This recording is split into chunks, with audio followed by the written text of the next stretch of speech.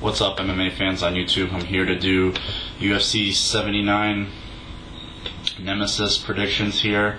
It looks like a very good card, one of the better cards that we've seen for 2 or 3 UFCs now. The top 3 fights are going to be very, very good, very competitive, and we'll see what happens with the rest of the card. But here we go. I'm going to do the main card here, obviously. 5 fights. Going to start with Sao Palele against Eddie the Manic Hispanic Sanchez, a great nickname there. But here's a guy, Palele, who only has had 1 fight prior to this in 3 years. His last fight was in Pride, where he lost via rear naked choke. I have that fight on DVD. It seemed like he was winning that fight pretty convincingly with the stand-up, and eventually got caught in a rear naked choke. Eddie Sanchez is a veteran of the UFC. He's been in 3 UFC cards, has fought the most notable competition with Mirko Cro Cop, even though he did lose. Had a pretty good war with Colin Robinson, where he was in big trouble in the first round of that fight and was able to come out of it with a victory. So I cite the fact that Sanchez has been more active. This is only Palele's 2nd fight in the last 3 years, first time in the octagon.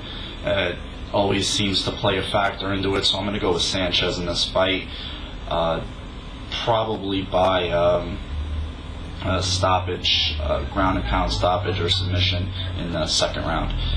On to the next fight. We're going to get to see Rich No Love Clemente against Melvin Guillard. I think the biggest underlying story of this fight is Guillard is coming off his suspension for cocaine, dating back to the Joe Stevenson fight, where he was submitted very, very quickly by Joe Stevenson in the first round. I think it was only something like 15-20 seconds into that fight, and after that fight tested positive for cocaine. So this is a big fight for him. Definitely, he has to come out and be very, very impressive.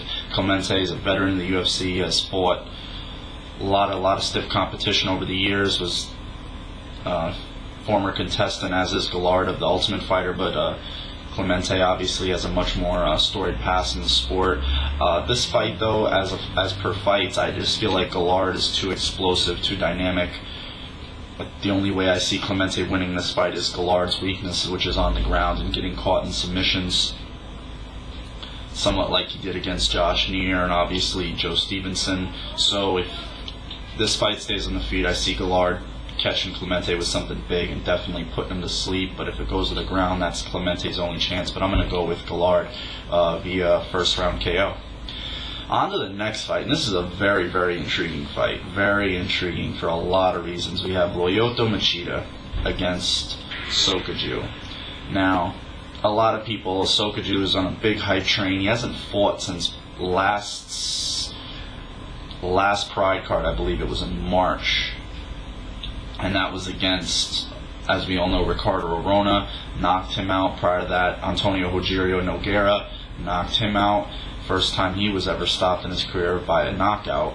So he's on a big, I liken him to Houston Alexander, a guy who won some couple of fights very, very impressively, and everybody, jumps on that wagon, and we see what happens back at UFC 78, where he gets put on the ground, and we all of a sudden we see the weakness in his game, gets exposed. Now kind of a blueprint for everybody else to follow.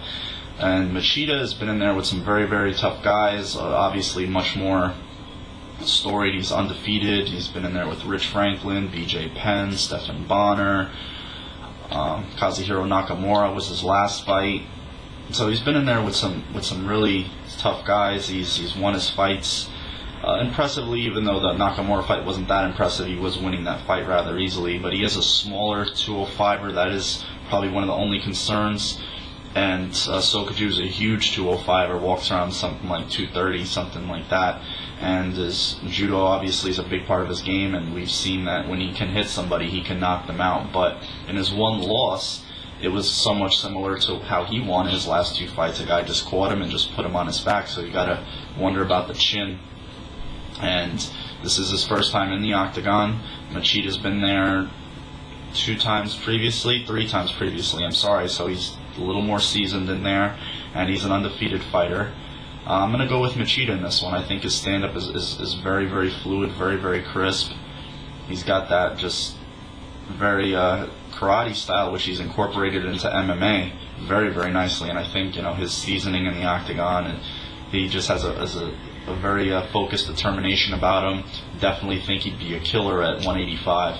I'd love to see him try to move down there, but certain guys just don't like cutting weight for whatever reason. But I think he would definitely be a vicious 185 or so. I'm going to go with Sokoudjou here by a second round stoppage. I think he'll be able to stop Sokoudjou in this fight. On to the next fight, co-main event. Chuck the Iceman Liddell against Vanderlei the Axe Murderer Silva. Who would have ever thought that we'd be saying that after all the years of promises and hype and rumors that it's finally going to happen, and not happening like we would all thought it would be happen. Light heavyweight champion against light heavyweight champion. Both guys have since lost their title.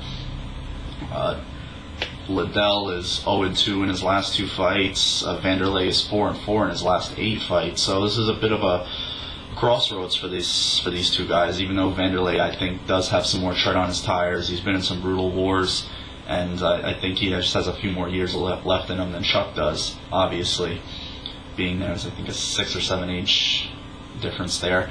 It's going to be a stand-up war. Great thing about this fight, we definitely know it's not going to go to the judges. Somebody's going to get knocked out in this fight.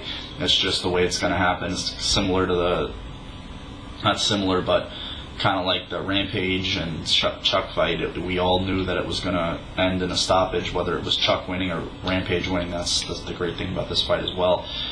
Vanderlei's been KO'd, although it's against very, very impressive competition. Crow Cop, Dan Henderson, anybody. If you go 0-2 of those against those guys, that's no big deal. Those guys are great fighters. Same thing with Liddell, although the Jardine fight obviously was a huge shock for everybody. So kind of leaning towards Silva here. And I think although the blueprint before beating Liddell was threatening him with the takedown and mixing in strikes, a lot of what Randy Couture did, Quentin did in their wins against him. Now I think Jardine even gave a better blueprint, moving around, frustrating Liddell, not letting him get set, not letting him be aggressive, keeping him off balance with the leg kicks and those brutal kicks to the body that he was able to land, and then mixing in the combinations. And so this fight is definitely going to be a hell of a war. Liddell, I think, just throws a little bit crisper strikes than Silva, even though Silva is a very, very aggressive striker. He throws some brutal hooks, puts everything he has into him. I just see Liddell catching him with something short inside and straight and knocking him out, unfortunately. I think that's the way the fight is going to go. I think Liddell is going to catch him with something short and knock Vanderlei Silva out in the second or third round. It's just going to be a damn good fight, but who knows which one. This one could go either way. Now on to the next fight, Matt Hughes against George Rush St. Pierre. This is a third fight, a trilogy. We all thought it was going to be obviously Matt Serra versus Matt Hughes. All the hype, all the promotion the UFC put into it didn't come to fruition because of a Serra back injury. Now it's St. Pierre versus Hughes, and I think honestly it's a blessing in disguise for the UFC, because I think obviously now all of a sudden this is for an interim title. All of a sudden 1 month into it, I think that they feel that, much like with Stevenson and Penn, one of those guys is a much more marketable champion than a Shirk would be, or even a Matt Serra would be. I think people would still view a Hughes or a St. Pierre as being a more recognizable champion than Matt Serra, as people, most MMA fans feel is more of a fluke type of deal with that quick knockout of GSP. But this is going to be a really, really good fight. St. Pierre was dominant in his last fight over Hughes, gave no room to the imagination about who was winning that fight or who won that fight. He just totally dissected him. Even in the first fight, gave him some good problems, and he was still very young, but Hughes, with the experience, the veteran savvy, caught him with that armbar late. So this fight, Hughes definitely has to bring his A game, and all of a sudden we see GSP, everybody was shocked at his last fight being able to take Koscheck down with ease. Everybody was like, Koscheck's going to put him on his back, and it was just the latter. I think the superior athlete in GSP was just more apparent that night, and much better striker. And I think the same is in this fight again. He's just from point A to point B in terms of takedowns, striking, fluidity in his game. I think he's just much more complete than Matt Hughes is at this point in his career. He's just he's a better athlete. He's got just as much strength, the same size, if not bigger, as a welterweight, and the threat of his takedowns and his striking is definitely going to keep Hughes off balance. Even though St. Pierre is taking this fight off short notice, I think he'll win this fight again in a similar fashion, probably by a KO second round, no problem. Unless Hughes catches him with something, obviously that's the X factor in any MMA fight. But I see St. Pierre winning this fight again, similar way that he did in their second fight. So again, hope you guys enjoyed the predictions.